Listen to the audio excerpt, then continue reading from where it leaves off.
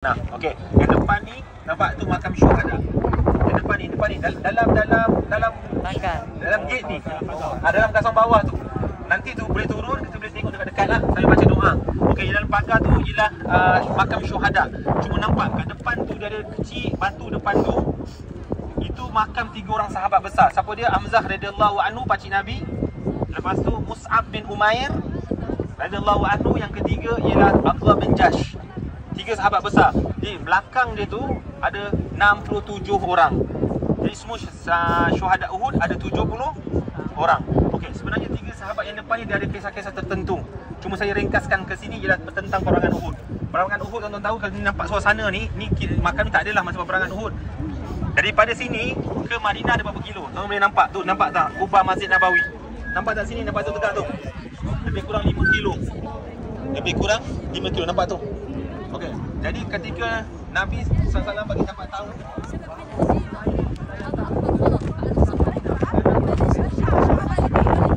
peperangan Badar. Bila berlaku peperangan Badar? Pada tahun 2 Hijrah. Dan pada tahun 3 Hijrah mereka kumpulkan kekuatan, kewangan semua. Abu Sufyan nak balas dendam kekalahan di Badar. Jadi mereka telah kumpulkan tentera seramai 3,000 orang untuk serang Madinah. Jadi dalam serang Madinah ni, asal pergerakan tu sahabat Nabi SAW tak dapat tahu. 2 hari selepas tu baru dapat tahu. Jadi Nabi SAW telah mesyuarat dengan sahabat macam mana nak menghadapi serangan daripada Quraisy. Asalnya Nabi nak mempertahankan Madinah. Maksud Madinah bukan bandar Madinah. Sekarang ni bandar Madinah besar. Maksud zaman Nabi dulu bila sebut Madinah ialah masjid tu lah. Masjid Nabawi tu di kawasan tu, itu namanya Madinah. Okey. Jadi asalnya Nabi nak buat mempertahankan Madinah. Tapi sahabat ada bagi satu cadangan, bahaya sebab ketika campur perempuan dan anak kecil, orang tua. Jadi Nabi SAW kata minta Nabi keluar jauh sikit supaya apa? Dapat bertahan daripada luar. Maksudnya berlaku apa-apa sempat. Jadi yang kita duduk, tentera-tentera muslimin datang berkampung di sini. Maksudnya berlatar belakangkan Bukit Uhud. Supaya apa? Tak nak diserang dari belakang. Ini tempat kubu yang kampungan ni semua ni. Ini tempat perkampungan pertahanan tentera Islam. Dan tempat dari mana datang tentera Quraisy? Di bukit tu. Bukit tu. Laluan tu. Okey. Bersitulah tentera Quraisy datang. Maka berlaku peperangan di mana? Ni di bawah ni, depan kita ni. Padang ni semua ni berlaku peperangan. Jadi tentera Islam punya pertahanan di sini, kanan. Berlaku di sini. Jadi masa berlaku peperangan. Okey, saya nak betulkan ada 2 fakta. Secara ringkas, ada 2 fakta yang salah. Tuan-tuan kena balik, kena betulkan, ceritakan dengan orang. Pertama, biasa kita pernah dengar tak? Ramai orang motivator ataupun orang cerita tentang peperangan Uhud. Nak tengok contoh, bila kita tak langgar perintah, kita langgar perintah ketua. Contoh Uhud, sahabat telah langgar perintah ketua. Dia orang nampak dah harta ghanimah peperangan. Dia telah turun daripada bukit. Nabi perintahkan duduk atas ni, selagi tak habis jangan turun. Jadi ada sahabat dah turun. Maka kita biasa dengar orang yang sahabat turun ni dilanggar perintah Nabi. Sebab tu tentera Islam kalah. Biasa dengar kan?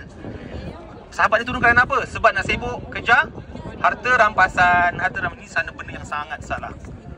Saya betulkan balik. Tuan-tuan kena betulkan. Sebab pertama saya nak betulkan ialah sahabat ni, mereka telah keluarkan, mereka telah korbankan harta, jiwa dan masa mereka untuk agama. Kerana apa? Muhajirin, orang yang duduk Mekah, tinggalkan Mekah, semua harta dia. Sedangkan sahabat-sahabat ni semua orang ada yang kaya-kaya. Sayyidina Abu Bakar radhiyallahu anhu, Uthman radhiyallahu anhu, ni semua sahabat kaya.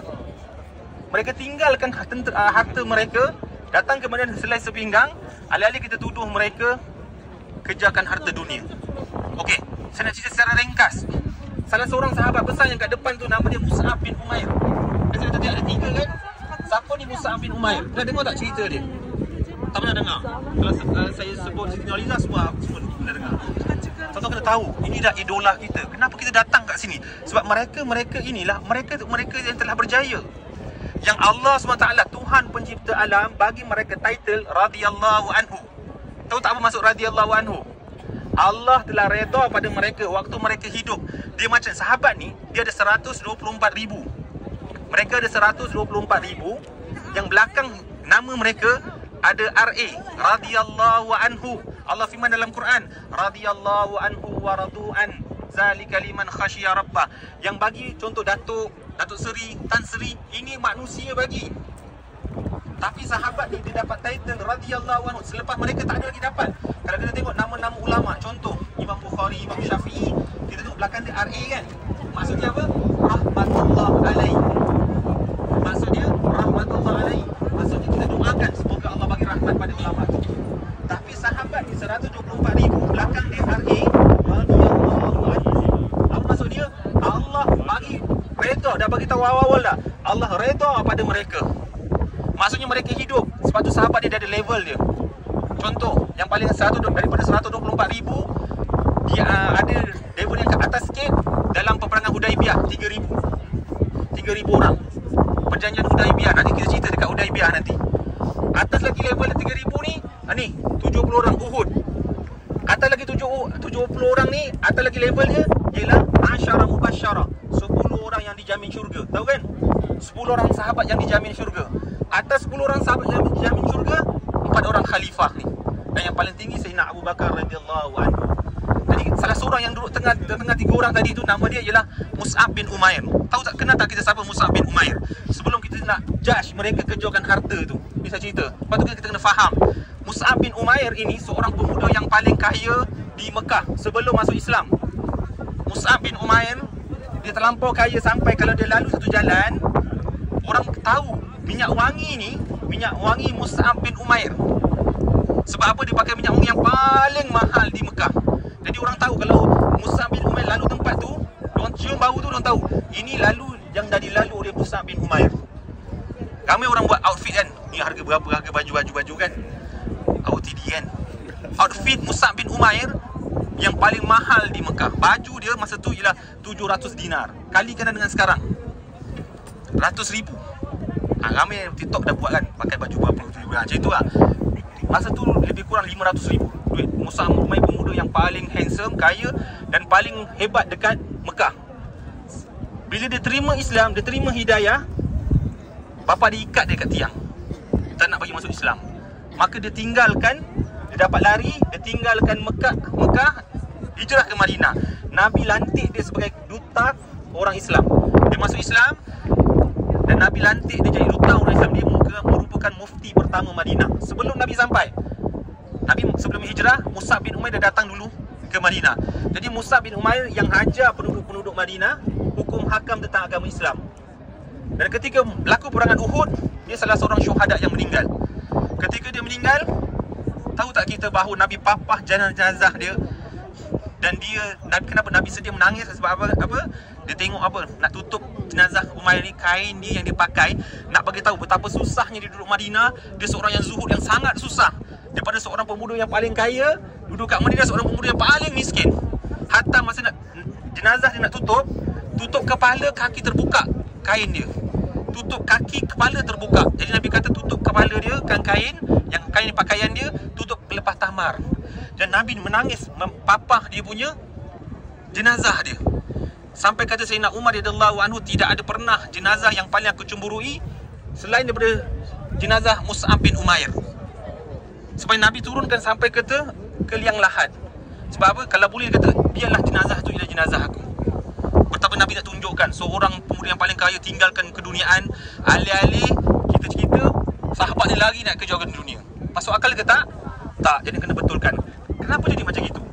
Mereka salah faham. Mereka ingat Nabi kata bertetap kat sini sampai selesai. Nabi kata duduk sini selagi tak ada perintah sampai selesai. Ketika berlaku peperangan, okey, Bukit Pemanah kat sini lebih kurang 50 sahabat duduk kat atas ni. 50. Tentera berperang pada sini ke sini. Pernah dengar kali awal yang kita panggil Saifullah, pedang Allah. Betul? Ketika berlaku peperangan Uhud, Khalid Al-Walid tak masuk Islam lagi. Kenapa Khalid Al-Walid digelar Saifullah? Kerana Khalid Al-Walid ni satu-satunya orang, dia masuk mana-mana peperangan tak pernah tewas. Hatta sebelum Islam. Sebab tu dalam peperangan salah satu dia bertempur dengan Islam, Uhud dah. Sekali tu. Jadi Khalid Al-Walid yang tidak pernah terkalah, dia pakar strategi. Sebab tu dalam peperangan Yarmouk, nanti kalau ada masa saya cerita macam mana pandainya Sayyidina Khalid Al-Walid ini, dia susun strategi peperangan. Okey. Khalid Al-Walid bila berlaku tentera infanteri yang berlaku kat bawah ni, Khalid Al-Walid dah nampak kekuatan orang Islam terletak pada Bukit Panah ni. Sebab bila tentera datang dia sentiasa panah. Jadi bila tentera yang bawah ni sedang untuk buat kerja, jadi Khalid Al-Walid tak masuk. Khalid Al-Walid dan tentera berkuda lebih kurang 100 kat belakang sana. Dia tengok je, dia nampak dah kalau masuk memang kalah punya. Sebab panah ni dah standby. Jadi bila tentera Islam tengok dah menang, dah betul-betul lari, jadi harta terpaksa tinggalkan. Jadi salah faham tentera Islam ni tadi, diingat perang telah selesai. Sebab sebenarnya tahu tak tuan-tuan, berapa jarak perang, berapa lama perang? Kalau okey, biasanya kita ingat kalau perang ni lama kan. Tapi masa berlaku, contoh perang kalah dulu lagi, perang Uhud, biasa waktu perang kata sahabat, waktu di antara memerah susu, sekejap je perang berlaku. Bukan cuma kalau di perang dia tentera ramai kan, kalah lepak lagi. Cuma Uhud ni cepat, sekejap je dia bila tengok berlaku kurang tewas, diorang turun lari. Jadi sahabat ni ingat peperangan telah habis, tu yang mereka turun. Jadi bila Khalid Al-Walid nampak kekuatan orang semua dah tak ada, tu yang dia pusing belakang ni, dia serang daripada belakang. Bila serang daripada belakang, jadi depan belakang dia dipanggil balik, depan belakang langgar tentera Islam. Jadi itulah salah satu disebabkan salah faham. Jadi contoh kena betulkan balik, sahabat tidak lari tinggalkan untuk kejut harta. Mereka salah faham. Okey. Satu. Yang kedua, kita biasa salah faham tentang peperangan, bagi tahu Uhud kalah. Biasa kita dengar kan, Islam ni tentera tak terkalah Bila ada orang tanya, Ustaz, habis sekarang ni Islam perang asyik kalah je. Sebab sekarang ni kita tentera Islam perang sebab mazhab bukan asyik kalah, sebab kita tak amalkan Islam sepenuhnya. Kalau kita sejarah, kita tahu Islam tak terkalah, termasuk Uhud. Saya akan bagi fakta. Okey, mana-mana perang, macam mana kita nak tahu dia menang atau kalah? Mana-mana tentera datang satu tempat, macam mana kita nak tahu dia menang ke kalah? Dia masuk perang. Okey, contoh Amerika serang Iraq. Apa tanda dia kuasai Iraq? Dia duduk, dia perang, dia serang, dia duduk kat situ, dia kuasai kat situ, dia jajah kat situ, dia buat undang-undang dia kat situ. Betul? Itu tanda perang. Syukran. Jadi itu tanda menang. Tapi kalau datang, serang, lepas tu lari, menang ke kalah? Serang, dah menang, lepas tu lari. Dia tidak menguasai, dia just menang dari segi kematian sahaja. Apa yang berlaku di Uhud? Siapa yang duduk di Uhud? Nabi SAW dan sahabat. Andai kata benar tentera Islam kalah, jarak di antara sini dengan Madinah 5 kilo je. Bukan kat sini orang Islam dibunuh semua, hatta habis semua, perempuan dengan anak kecil dengan orang tua, habis semua dibunuh. Jadi fakta yang benar, Islam tak kalah. Sebab yang stay di sini still orang Islam, still sahabat-sahabat Nabi. Dan cuma Quraisy, dia dah dapat bunuh ramai orang Islam, maka dia lari terus dia balik. Dan dia cuba, sebab apa? Dia nampak ada berapa dia dapat bunuh. Contoh salah satunya, dia puas hati bila dapat bunuh Hamzah radhiyallahu anhu. Ada sejarah secara ringkas kan, tahu tak Hamzah radhiyallahu anhu? Siapa yang bunuh Hamzah? Wahsy. Okey, Wahsy yang bunuh Hamzah, dia pakai tombak. Dia pakai tombak. Okey. Nak cerita ke? Saya nak cerita 3 orang tu. Abdullah bin Jahsh, Mus'ab bin Umair, dah tahu kan? Yang ketiga Hamzah. Hamzah ini bila dia wafat, Nabi sangat sedih. Kata apa? Wahsy ni, Hindun Abu Sufyan, ketua dari segi tentera Quraisy ni ialah Abu Sufyan. Sebelum ni dia belum masuk Islam. Isteri dia Hindun pun satu hari nanti masuk Islam Jadi kita tak boleh cerita tentang keaiban dia. Ini sebelum masuk Islam. Jadi Hindun ini ketika dia sebelum Islam, dia marah dengan Hamzah. Kerana apa? Dalam peperangan Badar, Hamzah bunuh 3 keluarga dia. Bapak dia, pakcik dia, ada 3 orang dia Hamzah bunuh. Orang besar Mekah. Jadi dia nak balas dendam. Dia offer dengan semua orang 100 ekor unta kalau hamba dia yang bunuh Hamzah, dia bebaskan jadi hamba. Jadi dia offer pada orang lain. Dia Wahsy ni sebagai dia punya hamba sahaya Hindun, dia berangan-angan untuk jadi orang merdeka. Jadi ketika Wahsy masuk Islam, Macam mana kita boleh tahu cerita ni? Sebab Wahsy cerita macam mana dia rancang strategi nak bunuh Hamzah. Secara ringkas, dia dapat peluang sebab dia paling pelontar lembing yang terbaik. Wahsy ni, dia salah seorang yang paling pelontar lembing yang terbaik. Jadi dia dapat peluang bunuh Hamzah secara ringkas. Hamzah mati kena dia punya dada. Ketika tu Hanun datang ambil jasad Hamzah, dia congkel semua, potong telinga, cocok mata, dan dia rodok dia punya jantung nak makan. Pada geram sangat, tapi Allah tak izinkan dia dapat makan jantung. Ketika Nabi SAW tengok jenazah pakcik dia, dia sangat sedih menangis. Sampaikan dia nak tunjukkan kesedihan dia, kecintaan dia pada Hamzah radhiyallahu anhu. Apa dia buat? Ada 70 orang syuhada kan? Mula-mula dia semayangkan Hamzah radhiyallahu anhu seorang. Biasanya kalau nak semayang jenazah ni, mana ada seorang-seorang. Kalau ada 10 orang satu kali semayang, betul? Kalau ada 70 orang, ada 100 orang pun sekali semayang untuk semua kan? Tapi Nabi SAW nak tunjukkan kecintaan dia pada Hamzah radhiyallahu anhu. Apa Nabi buat? Nabi letak Hamzah punya jenazah, dia solatkan jenazah. Dia ambil lagi satu, kedua, dia solat lagi. Hamzah dekat depan. Dia ambil yang ketiga, dia still buat letak Hamzah dekat depan. Maksudnya solat jenazah untuk Hamzah 70 kali. Dia nak bagi tahu kecintaan dia pada Hamzah radhiyallahu anhu. Okey, jadi 70 orang inilah kita punya idola. Sepatutnya tuan kena tahu sejarah ni. Kita ambil tahu sejarah artis. Cerita pasal hati, pasal orang. Kita tak tahu, mereka tak berjaya. Dia macam kita, belum tentu masuk kubur selamat. Sedangkan matlamat hidup kita untuk akhirat. Kita hidup di dunia ni hanya tipu daya sementara sahaja. Jadi kehidupan kekal abadi di akhirat. Kita semua tahu, kita datang, kita doa, kita ambil berkat. Kenapa kita datang umrah? Kita nak ambil iktibar daripada mereka-mereka yang Allah janji mereka ni telah berjaya. Mereka telah mendapat kejayaan dunia dan akhirat ketika mereka masih hidup. Jadi kita datang sini nak ambil iktibar daripada peristiwa mereka. Bayangkan, daripada 70 orang ni, ada 70 cerita kehidupan mereka, kisah kehidupan mereka. Berapa ramai kita nak tahu? Ni saya baru cerita dua je. Mus'ab bin Umair secara ringkas.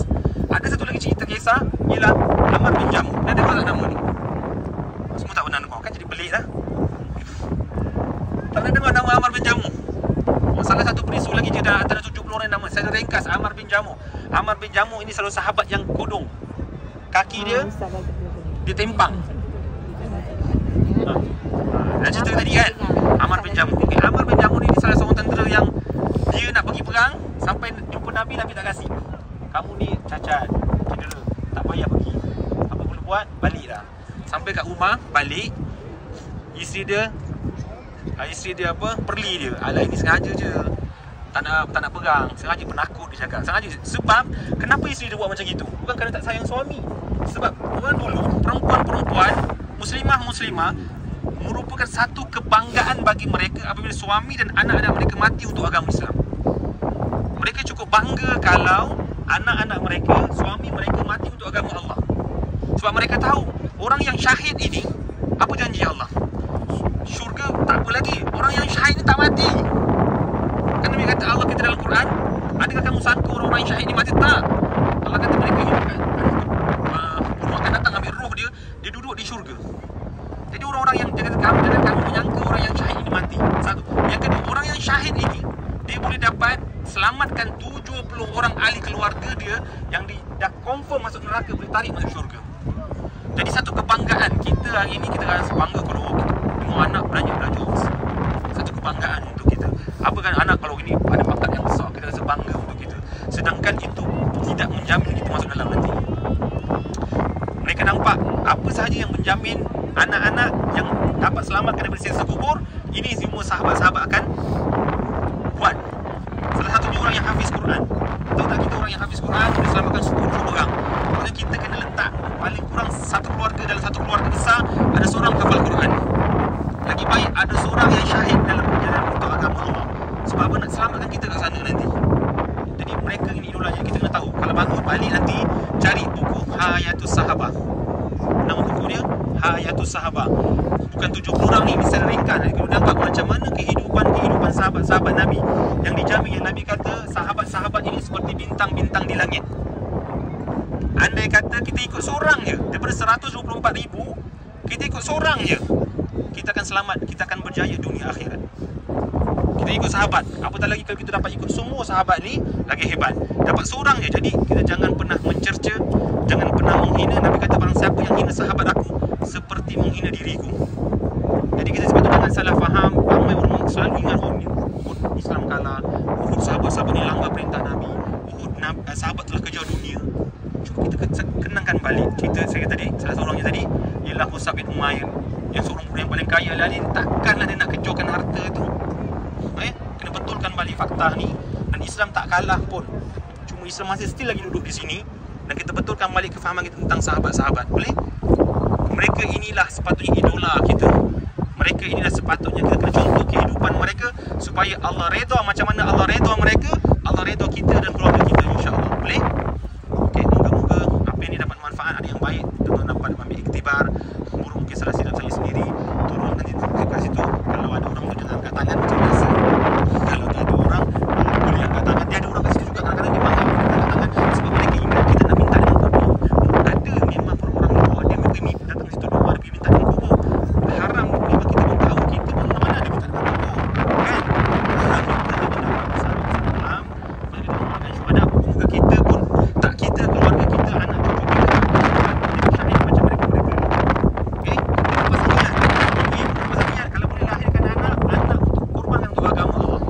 Kalau tak dapat anak kita akan untuk agama Allah sendiri. Seorang yang syahid dapat selamatkan keluarga dia 70 orang. Jadi kita doa kat situ ambil berkat dia. Kalau nampak orang tu jangan angkat tangan. Kalau tak ada orang boleh jangan angkat tangan. Tapi kalau ada bising-bising berdoa je, boleh turunkan tangan dia. Boleh? Bagi salam ada dalam buku doa tu kan. Nanti Ustaz Bila boleh bawa turun bawah untuk baca doa. Lepas tu ada bebas 10.30 10.45 lah, tu aku sampaikan.